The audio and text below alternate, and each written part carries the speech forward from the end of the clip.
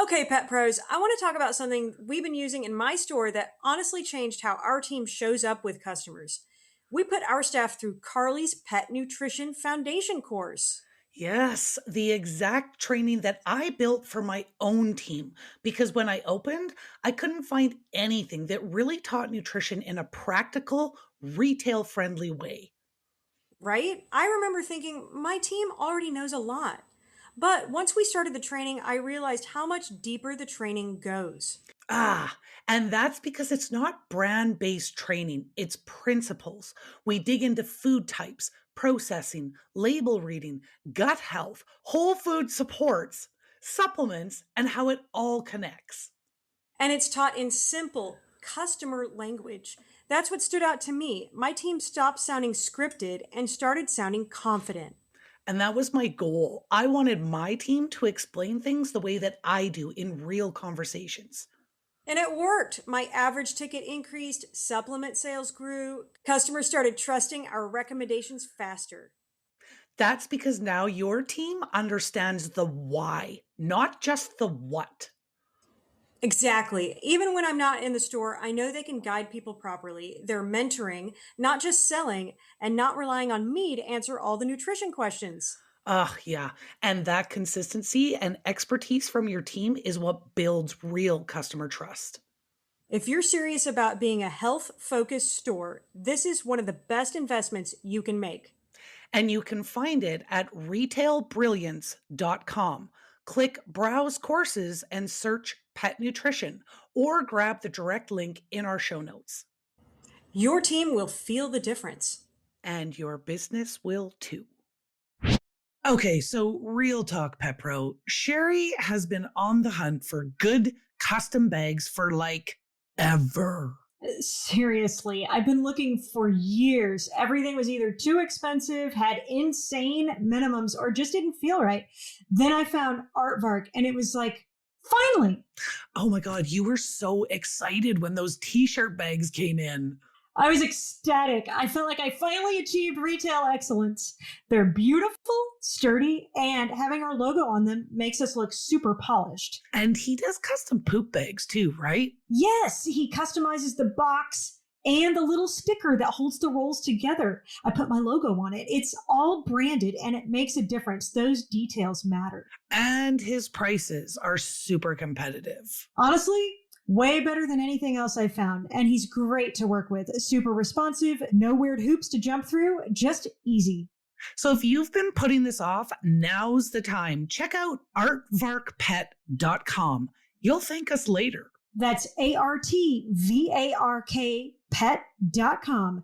And if you want a $600 design pack for free, and to avoid those pesky setup fees, plus get 10% off your first order, be sure to mention the Pet Shop Girls sent you. Pet Shop Girls, the voice of the indie, the heart of the trade. Pet Shop Girls, unleash your power, let's make some waves. Hey, everybody, I'm Sherry, And I'm Carly. and welcome back to a special episode of the Pet Shop Girls podcast. We have an amazing guest today. If you've ever wanted to be more than just a good store and you want to be more of a go-to resource that your community trusts, then this episode is for you. We're talking with Maria Ringo, a holistic nutrition expert, pet food pioneer, and longtime champion of the independent pet channel. From co-founding Sojourner Farms in the early days of natural pet food to building Carnivore with integrity and intention, Maria brings a rare mix of wisdom and real-world experience. Today, she's helping us unpack how retailers can become customer heroes, people who don't just sell, but truly serve. Whether you're just starting out or looking to elevate your game, this episode is about practical strategies, honest truths, and inspiring insights you can take straight to the floor. Welcome to the podcast, Maria. Hey, thanks. That was so nice of you. I hardly recognize that woman you're talking about. Oh my gosh. No, whenever I talk about you, I always think of Sojos, and Carly is she's only been in the industry for 5 years, so she didn't know what 6. Sojo's was. I knew. Okay, there you go. I knew what Sojo's was. Okay. I just couldn't pronounce Sojourner Farms. Sojourner. Yeah. Well, You got it. and look, I know we're not gonna, this isn't like a super topic that we're gonna dive into today, but I'm so curious about Sojo's. Like, when you created that line, nobody was doing that, right? Like, it was just kibble. Like, kibble was king. Everybody thought I was crazy. And Yeah. I'm not kidding you. It was hard because, just long story short, I had dogs. I wanted to feed them properly. There was nothing available. It was all kibble and crap and wheat and corn and soy and ugh. Yeah. So my partner and I created a raw food. You had to add meat to it. So it was this like zipped up little bag of oats and ground nuts and herbs based on herbal teaching. And we went out there and sold it. It was hilarious. Everybody thought it was granola for dogs. I got teased. You know what? I learned so much and helped create the whole idea that you don't have to feed kibble, and it grew and it grew. And I did that for about 10 years. And then I sold the brand name and I sold my whole line off to a group of investors out of Minnesota who renamed it Sojo's. They changed a bunch of the processing and they did a fantastic job with it after that. Yeah. I used to carry it. Yeah.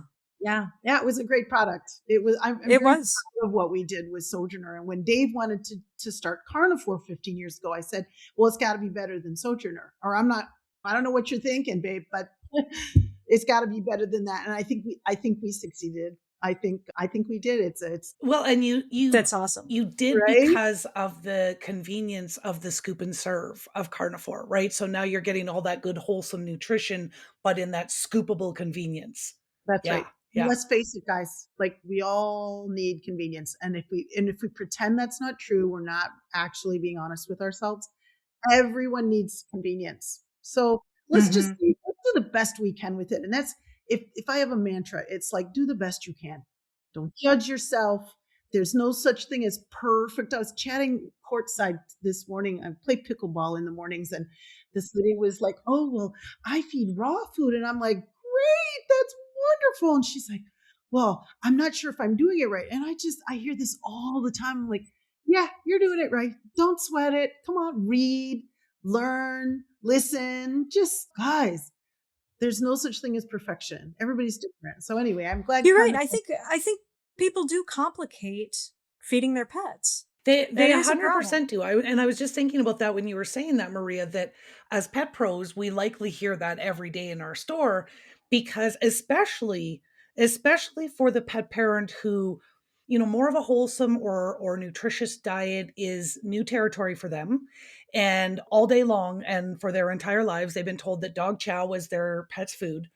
And now they come into a store like ours, or a store where like a carnivore would be sold, and we're like, "Ooh, add some bone broth, get some ghost milk in there, put a sardine in, grab some like topper, this and that." And they're like, leftover broccoli. yeah, they're very scared. But customers, I would say when I first opened, customers who came to me, the majority of them were feeding dry kibble, just like everybody else.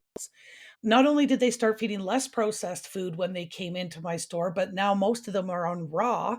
And we've had these conversations where they're like, "I remember when I first came in here, and I was so scared. I was so scared I was going to mess it up. Like I was scared I wasn't going to do it right for my This dog." is your fur baby. You Mhm. don't want to mess it up. You don't want to experiment. Yeah. And this is a great segue into today's topic, I have to say, because your customers who came into your small, independently owned store would never get that education from an online retailer. No. Right. Thank you. Yeah. You're absolutely right, Maria. Okay, and so we're just going to jump right into there I know, let's jump right in. Because Maria and her team at Carnivore actually surveyed their top 100 retailers, and they did ask them kind of, what is that biggest challenge that you're having? And competing with online came up over and over and over again. It makes me think exactly those things, what you just said, Maria. Like, no pet parent is going to be educated online the way that we do as independents in our store. So I'm going to let you answer this, but in my personal opinion, the way that I think I compete against online is I provide that service and expertise that they can't get online. Well, they could, but they'd have to research for days, They right? And would. then compile all the information, or they And can what come did have a we talk with just me. say about convenience? Yeah. They won't. Yeah. So they will set. Yeah. So when I read through this survey that we did, and I looked at all the different answers, and there's some differences amongst people, Yeah. but there are some themes. And each of these themes, competing with online, trying to get people to understand the difference between health nutrition and vet nutrition advice, right? Advice, increased competition in markets, pricing, all this stuff. What you as a pet pro provide to customers is irreplaceable personal wisdom, personal touch, personal listening, your ears. And what I like to say, and it's so interesting, you guys asked me to be on this podcast to talk about this because I do this all the time.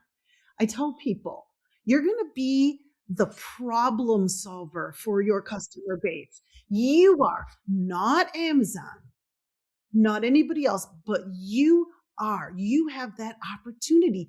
And if we regard the opportunity to serve our customers as a privilege, how can I help you? And you approach people with that, they're going to be like, Yeah. are you talking to me, lady? Like you actually want to help me? You will be their hero because way more than you think. The first thing you do is you ask, well, tell me about your dog, cat, hamster, snake, whatever, right? As a pet store owner. And you say, all right, what's the problem here? In your head, all the different solutions that you have. You're not selling, you are solving problems. And the sooner you realize that that's your role, you forget about and you push to the back of your head the whole thing about online sales and convenience and all that stuff. No. This customer right in front of me is standing in front of me and has a problem on her hands. My dog is itchy. Yeah. A problem that How you can can I fix. serve this person? Well, you're in your head, you're going through 5 different, oh, she could start with this and then add this. And then you ask a few questions. You take her to the area of your store where you feel you can start with this person with their level of experience, education, urgency. Yes. Yeah. None of that is going to happen in Walmart, No. the local big grocery store. You can let Britta go, nah, I'll throw it Yeah. that way. Yeah. Like they're not paid enough to care.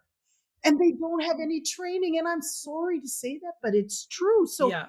you can easily be your customer's hero just by listening and saying, okay, tell me about your animal. Right there, you start. I love how you are reframing the idea of selling versus serving. And it took me a long time to figure that out. So I really like that point that you made. One thing I just want to jump into on the online thing because I have done this since my corporate world because buying online is not new, right? Like this didn't just happen when I opened a pet store. This has been around forever.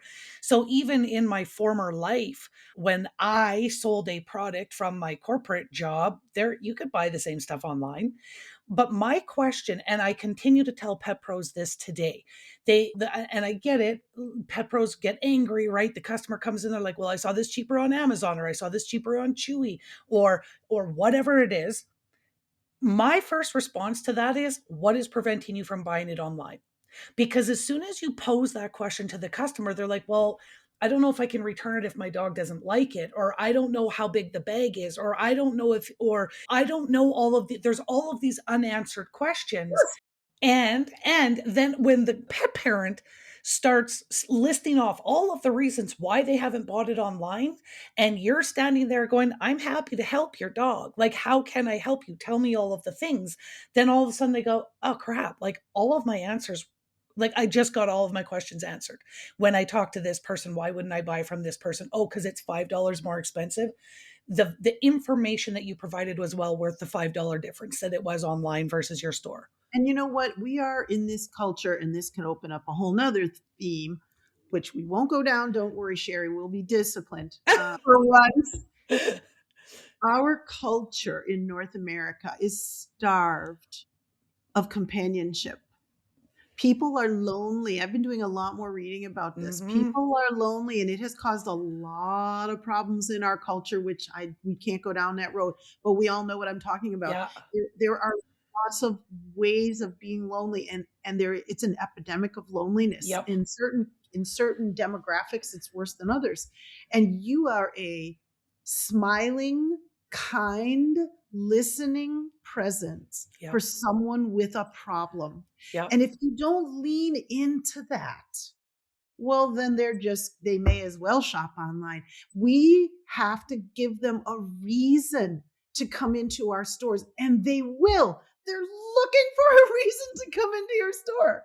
They are looking for it. They want to be able to come down, walk a block and a half from their high rise, wander into someone's store who's friendly, who greets them, who gets to know their pup or their cat or their problems, Yeah. and who says, hey, I remember you. How's that animal of yours doing? Yeah. They are going Right. to come to you. So, and I know we're going to get criticism. People say, yeah, but at the end of the day, prices are high.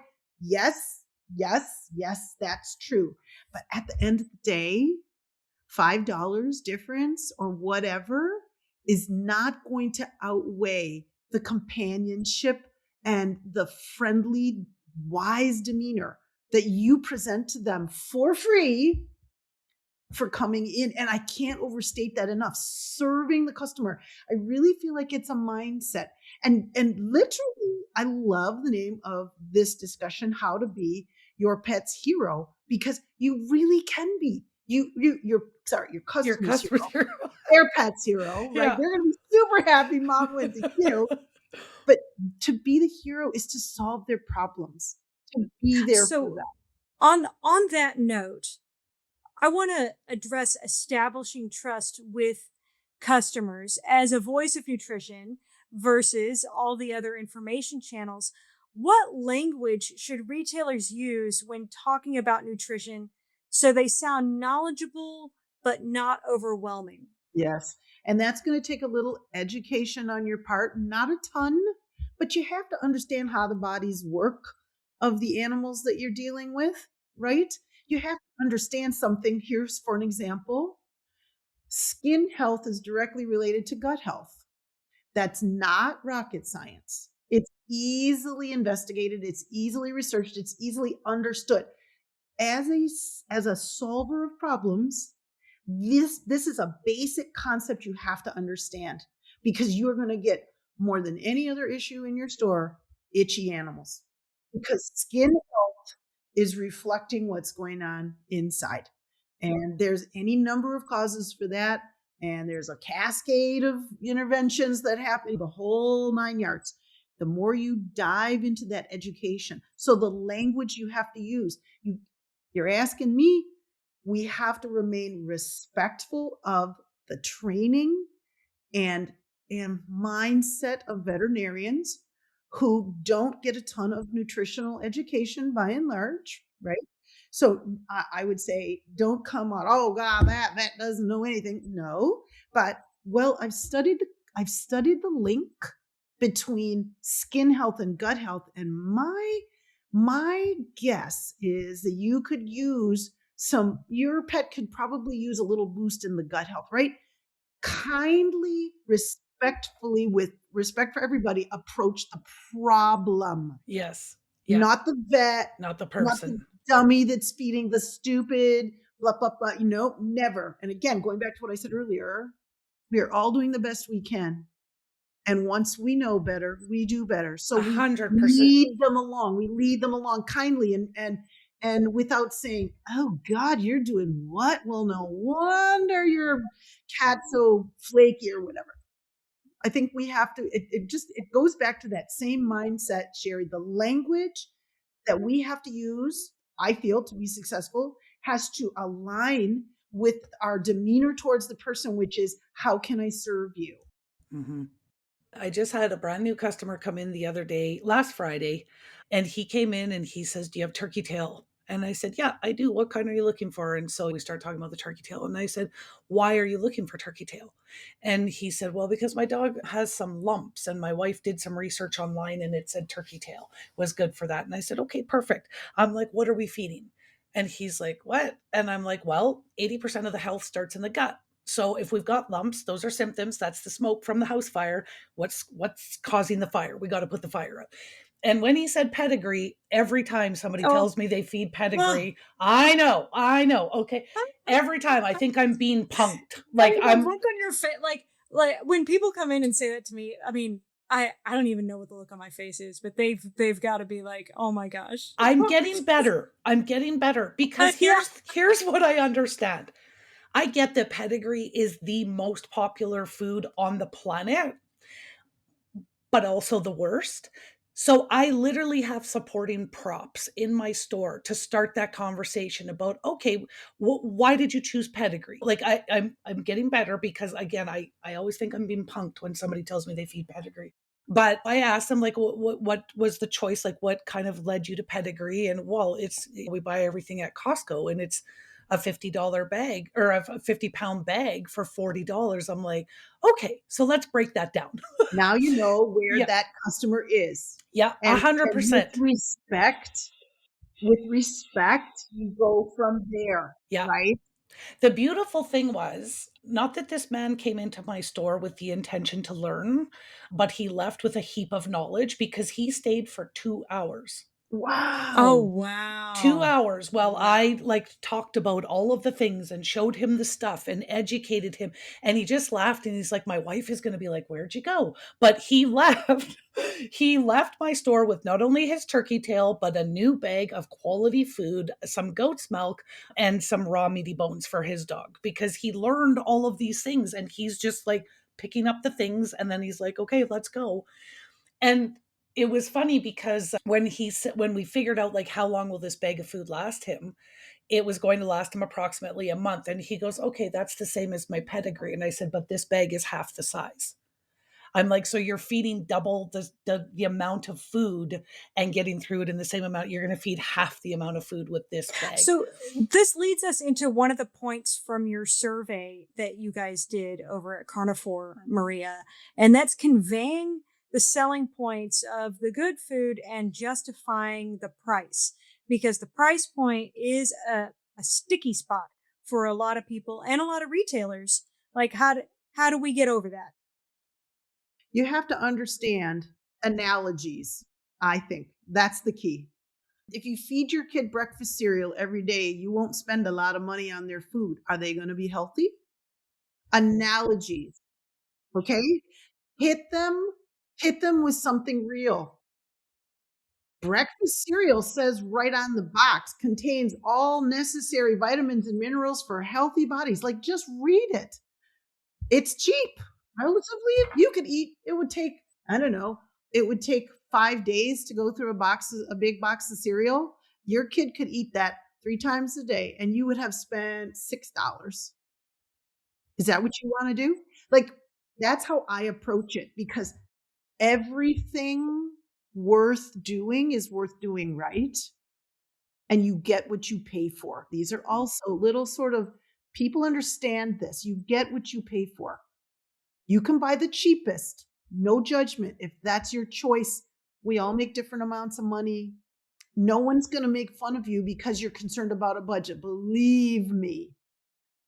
Having said that, you've got a lumpy dog, Mr. Staying for 2 hours listening to Carly's chat.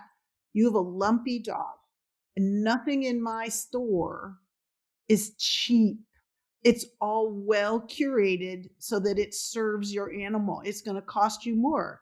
It's going to last you longer, that bag, because you're going to feed less, because your animal's going to be full. You're going to have fewer vet bills. You're going to lose those lumps. If we're consistent with if we're consistent with serving this animal's needs, that dog is not going to be lumpy. And then how much money are you going to have saved? So start with analogy. And I love the breakfast cereal analogy. And you know what? Breakfast cereal is extruded. So is crappy dog food. It's an easy analogy, and it gets people thinking. Here's another one. You could feed your kids mac and cheese, Kraft dinner every day. What is it, $1 a box? That shit fills you up too. There's so many carbs in there. Like, oh, if I eat some of that stuff, I am like feeling so full for a long time. Yeah. Your kid would like it. They would eat it. It would be palatable, and it would cost you $1 Right. a day. Honestly, is that how you want to raise your child? Why would you No. raise your dog? I would rather buy dried beans, soak them, and make healthy beans, and that's still $1 a day. But that's neither here nor there. Taken. Sorry. Point taken. But you see no, what I mean? no, these are all great points. Because I feel that these points are approachable. Like, you're not making fun of people. You're just asking them to picture this in your head. This is what you're doing. So this is what you could be doing. So I don't think that's what you want to do. You got a lumpy dog. Let's deal with the lumps. And then we'll talk about the price, right? This is healthcare. It's an investment in the It's animal's an health. investment. Yeah. Well, it keeps them out of the vet, going to the vet's office so Yeah. much. One analogy that I use when we're talking about traditional grocery store kibble is that it is like the McDonald's of the pet food industry. So it is the most processed food out there. It's like serving your dog McDonald's. When we start talking about a premium kibble, I say to them, listen, it's no less processed. It is still just as processed as our crappy McDonald's. But now this is kind of like we've chosen a sub.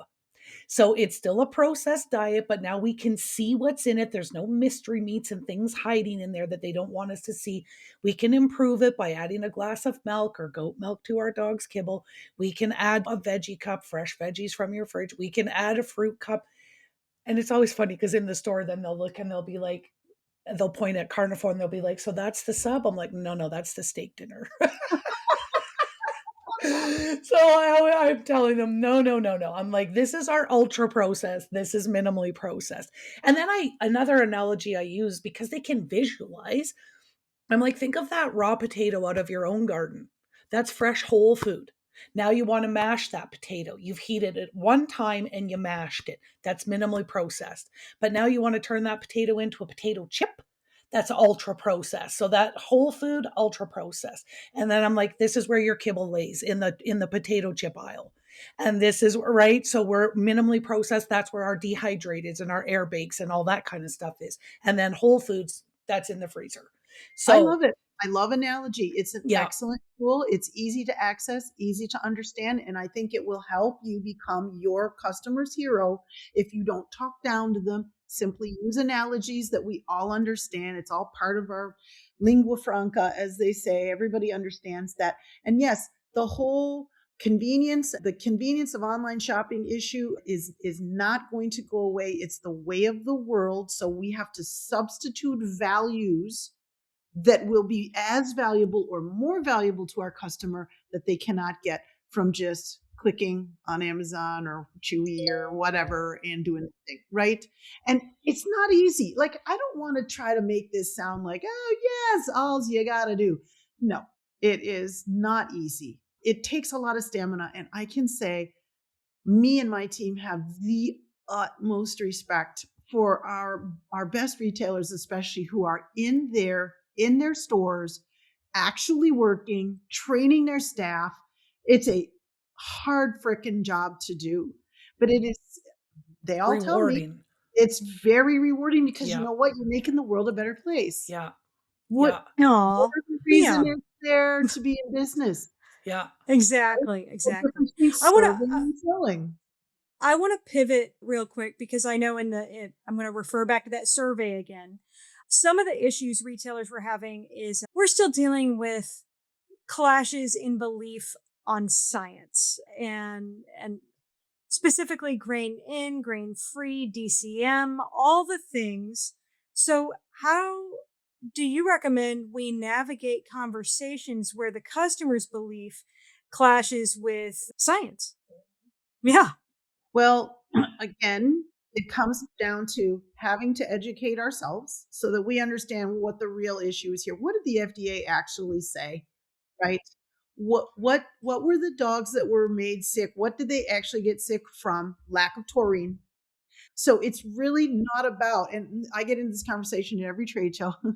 It's not about grains versus no grains. It's about quality of the food and enough meat, which has natural taurine in it, versus cheap substitutes that were added in, no taurine, not enough taurine, animals get sick. Cheap fillers.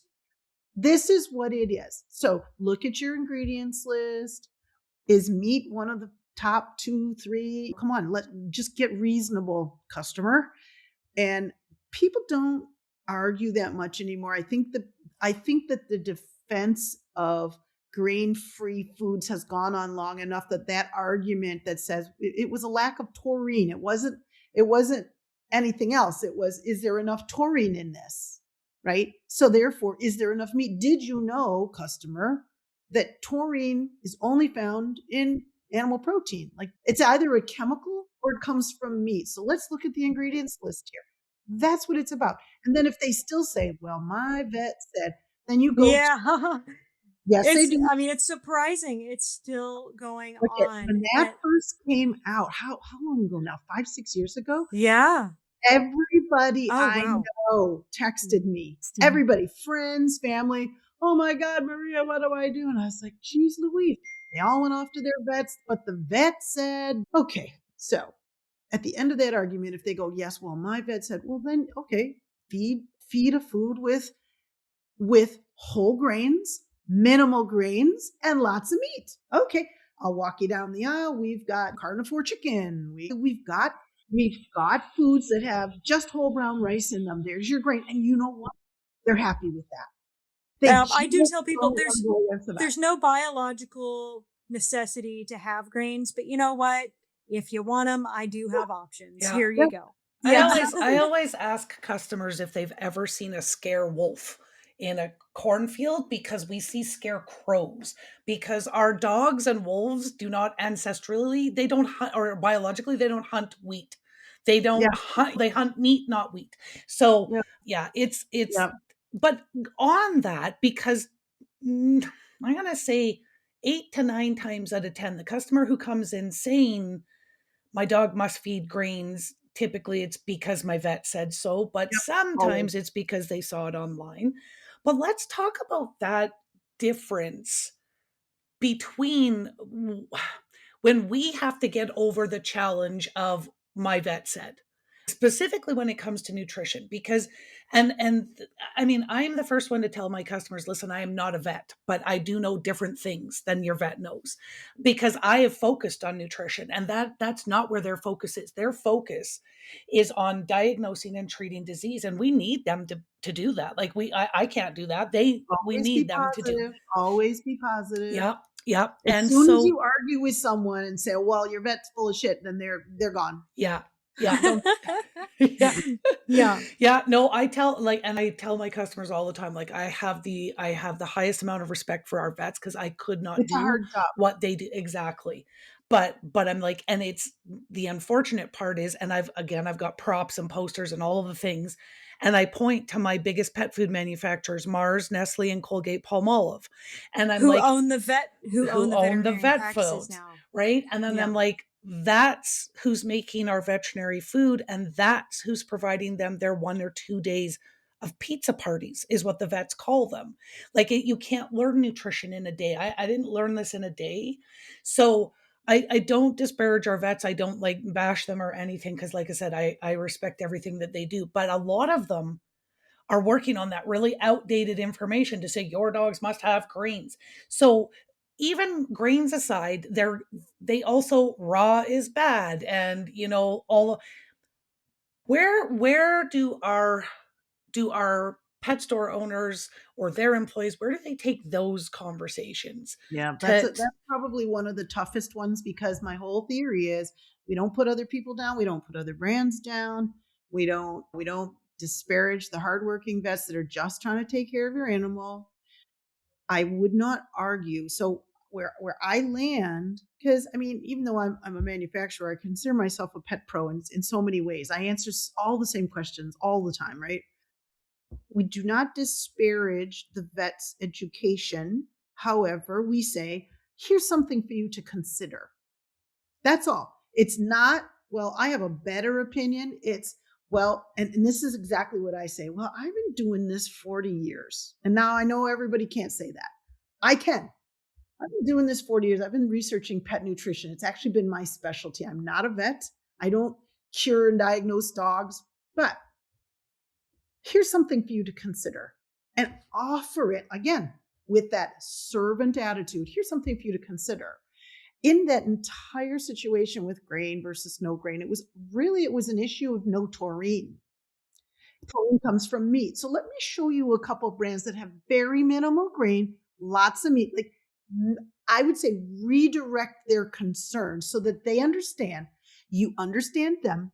You respect the fact that they don't want to go against their vet, but you have an additional perspective to share with them. And you have products that will allow them to kind of lean toward, okay, well, maybe I don't need grains as the first. Maybe grain can be somewhere down in there. And you can talk to them about processed versus unprocessed grain, whole grain versus food fractions. Depends how interested. Are they all going to be like Mr. Lumpy Dog and stay for 2 hours? Oh gosh, no. In and out. I know that would have me Yeah. scared. Like, you're still No, here. like, No. I do Most have of- some like, long where I'm conversations, located- you two. Okay. most of my clients, like, I'm in a busy metropolitan area, so they want to get to the point very quickly. So I have to condense a ton of information into less than 5 minutes for people. So one Here's day, something you can one do. day, I'm gonna come to Dallas, Texas, and I'm gonna work a day on Sherry's floor, and I'm gonna see how many customers I I think can the have. Dallasites are going to beat you up. I'm gonna see how many customers I can have that half hour to 45-minute conversation with. Here's a tool, guys, that I thought of, because I do this certainly in my trade show booths and in my seminars and stuff. Have a thing printed up, the whole grain versus no grain. I wrote an article about it, which I think's pretty good. 1-pager, print it off, hand it off. I have one. Yeah, I Right? just hand it to them. Like, and if they don't want to listen to anything you say, you can be like, well, here's some information if you want to refer to it later. If you want to do some research, there's some stuff on there. But yeah. By the way, I just wanted to say, you mentioned your booth at the shows. If our listeners haven't stopped and said hi to you, like, whether you carry carnivore or not, you are one of the most kind people, kindest people I've ever met. You're super fun. Short story. I came to your booth one year and I had a little too much the night before. It was at Super Zoo, and you made me like a smoothie and some other stuff and like got me going so I could do the rest of the show. Like, I remember that now, Sherry. yes. Yeah, no, you are truly a diamond out there. So thank you for everything Yes, that you've come been to the doing. booth. We will feed you. You can sit at the booth and eat and have Yeah, she all gave me kinds some of- cheese. I forgot. Right? Yeah, you gave me like cheese and Right? and a smoothie. a smoothie. I'll make you a nice smoothie. Caffeine or no caffeine? That's my only question, right? Yeah, You want caffeine? yeah. I'll put caffeine in your smoothie. Well, and in that smoothie, you guys put your. This is something that Flora Carly core. talks about a lot. Yep. The flora. What is it? Okay, and so that's more of a supplement, right? So if somebody doesn't want to buy the really expensive food out there, this is something that they could do to boost the bowl. You know what? Flora 4 is inexpensive. It is. And anyone can afford. The 18-ounce bag retails for somewhere around $25. 18 ounces lasts you a long time because you feed it by the tablespoon. Sprinkle it into any food, Or or smoothie. we put it in our smoothies every day. I put it in my doing that. smoothies too. Look, I mean, I've got my bag here in my kitchen, and we always keep a bag on hand.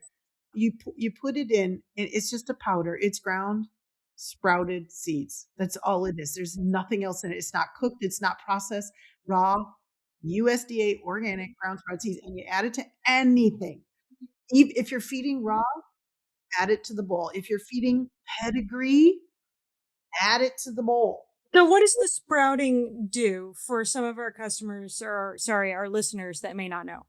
When you sprout a seed, you break the phytic acid shell, which contains the nutrients that allow that seed to turn into a full-grown plant. So when you break that phytic acid shell by moistening it, it seeds the gut with all those nutrients. The nutrients are now free to be absorbed in their most elemental forms. And the beautiful thing about it is so synergistic because the seed has all the micronutrients it needs to grow into a plant. Think of an acorn grows into an oak tree. And when you sprout that acorn in the soil, it then allows all the nutrients to grow that oak tree. And we sprout a collection of seeds, dry it, grind it up, put it in a bag. You put it in your animal's dish. It then gets moistened in their tract, in their digestive tract, or in their moist food.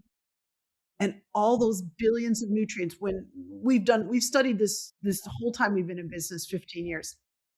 When you sprout a seed, you literally increase the nutrition, the available nutrition, billions of times. It's amazing that people don't know this. Anything sprouted, it's similar to fermenting in that these microbes grow and grow and grow. There's a purpose to it. And the cool part that people forget, it's not just one nutrient, two nutrients, it's thousands of nutrients, all interrelated. They each need each other. You seed the gut with that, and your dog or cat or husband's or sister's body can absorb it in their intestinal tract, and it does amazing things for the body. It is the best thing for itchy dogs. It's the best thing for farty dogs or itchy or farty people. Love it. I want to sign that says that. Yeah. Okay, then staying along those lines then, right? Because we're kind of talking about the wonderful products that Carnivore offers. What about when customers are coming in and they've heard all of these different myths about our independent brands? Like how as Pet Pros do we address or engage in that conversation to re-educate the customer? Give me an example of one of the myths. Well, I would say probably one of the biggest one that I always hear online is that your food is not Wasava approved, right? Because none of my food is. It's all independent. I do not have Hills or Royal Canins sitting on my shelves.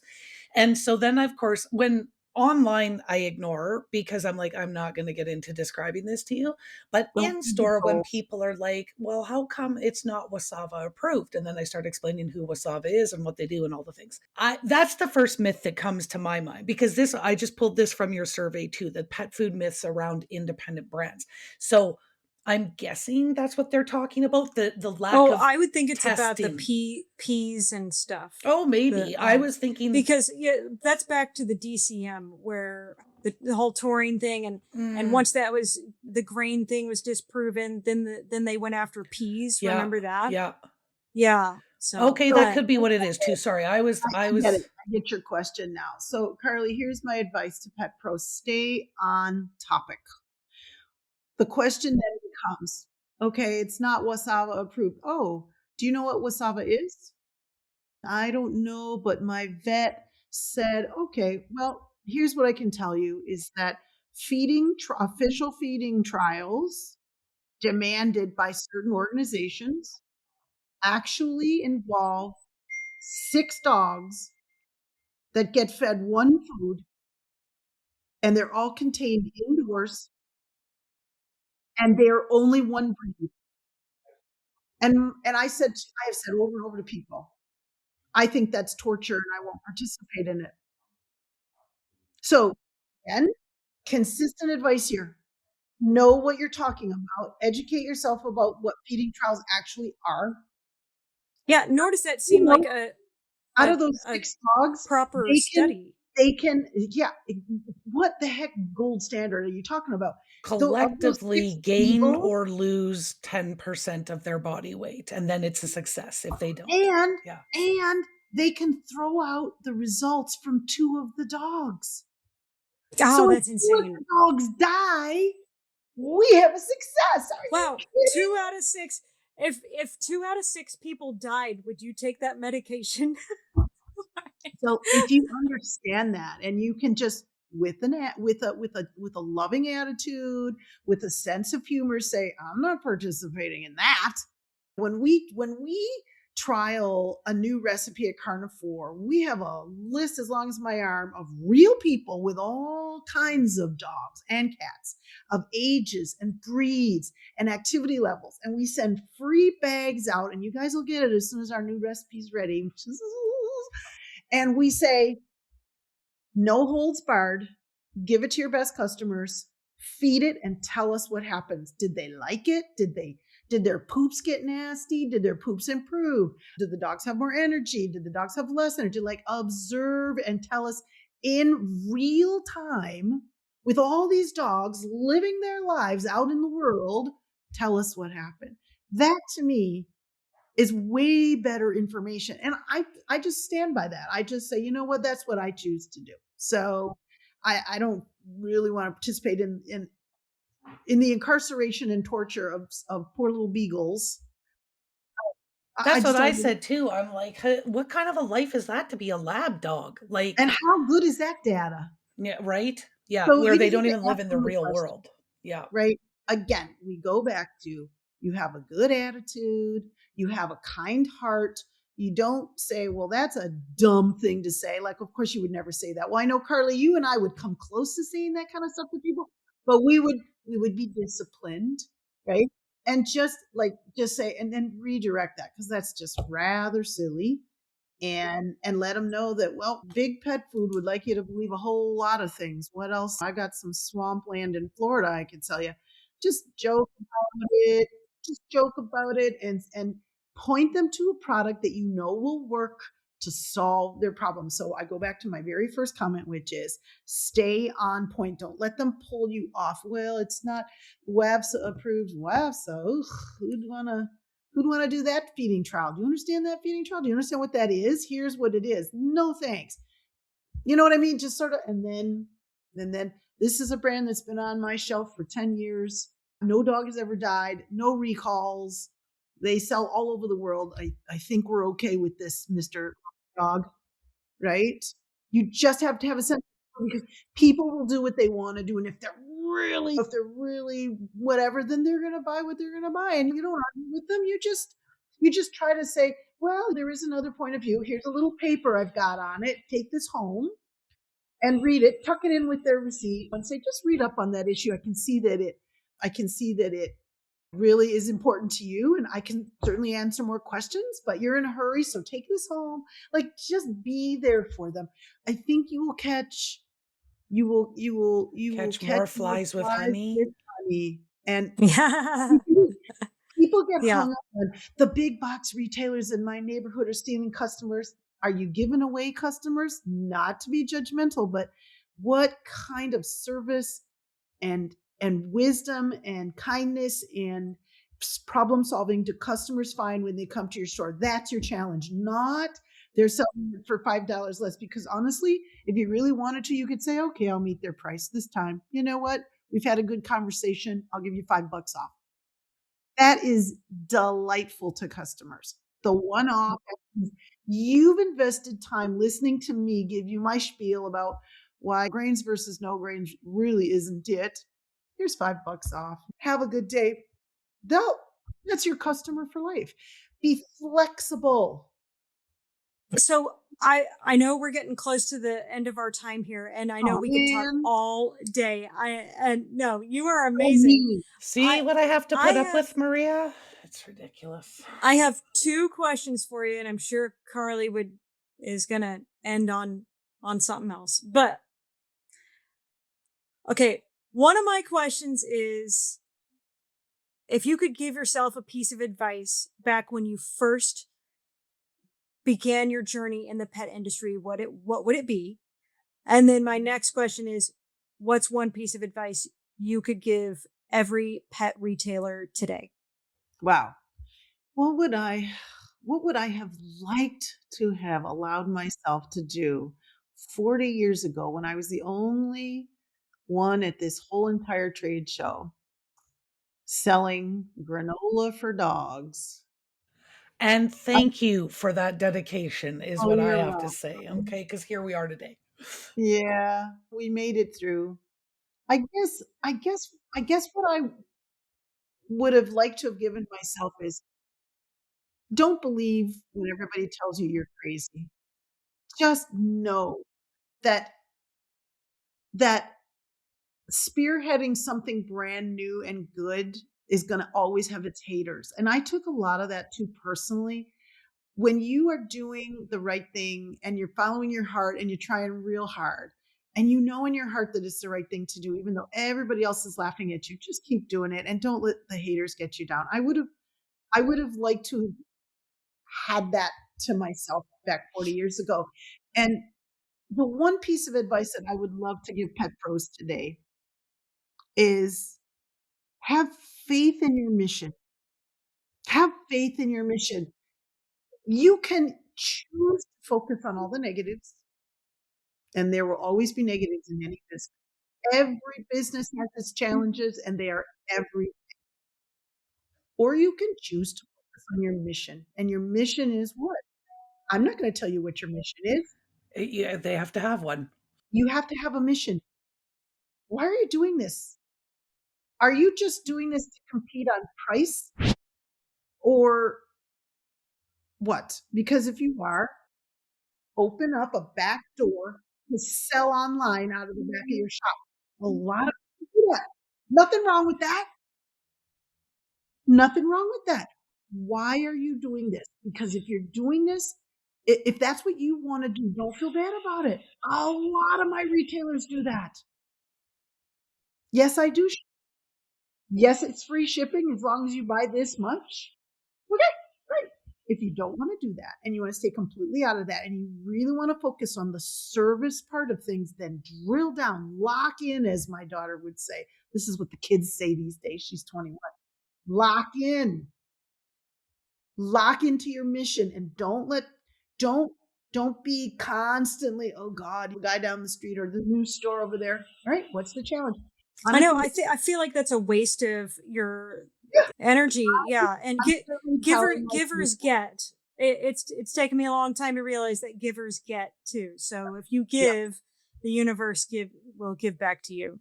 yep. It is so important to lock in on your mission. And as you can imagine, running Carnivore, there's a million things that can go wrong. A million.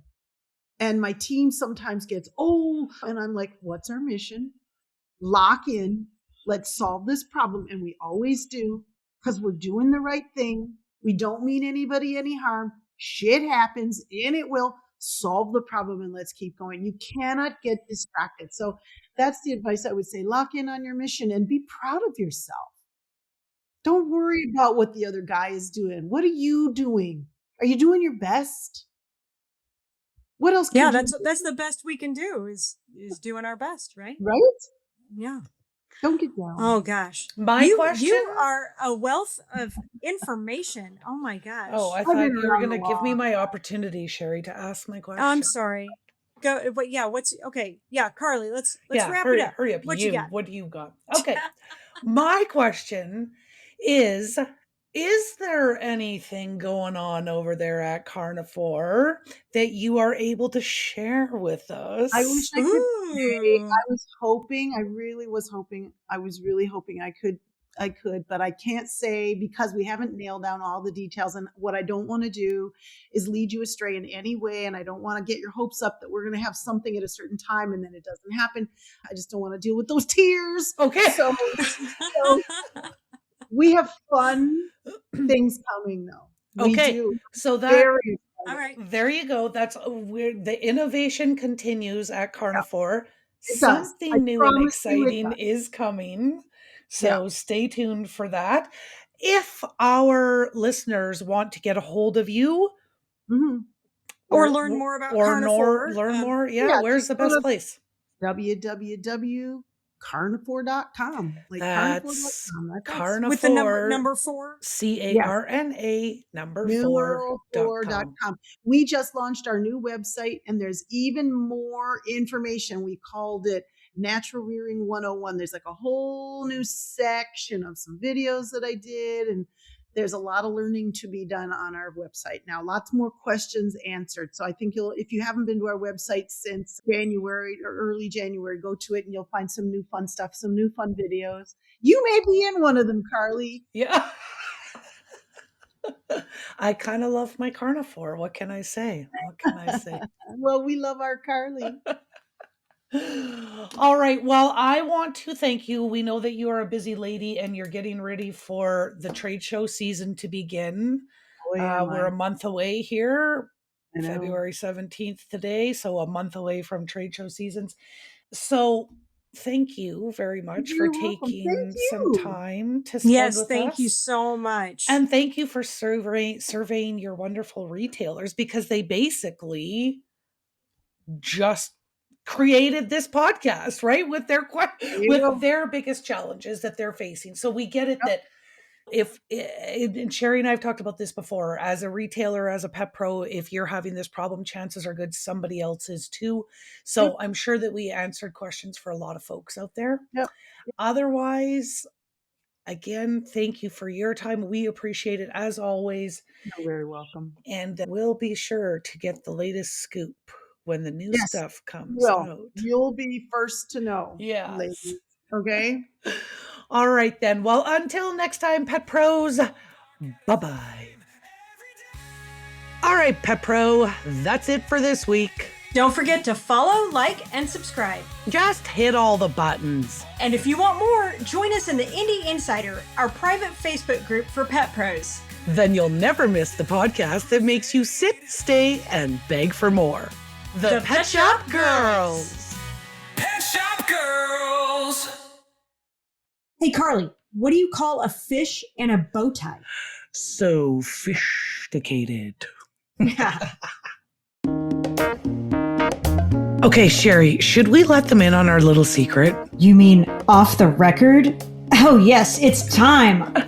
So here's the deal. We have a brand new Substack community, and it's where pet pros just like you get the appetizer, free tips, trends, and ideas you can use right away. But if you're hungry for more, the paid side of Off the Record is the full meal. That's where we serve up the really good stuff.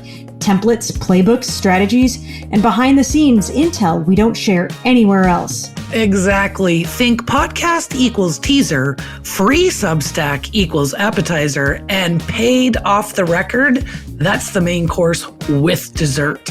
And honestly, it's way more satisfying than kibble. Join us on Off the Record. Just search Pet Shop Girls on Substack or hit the link in our bio.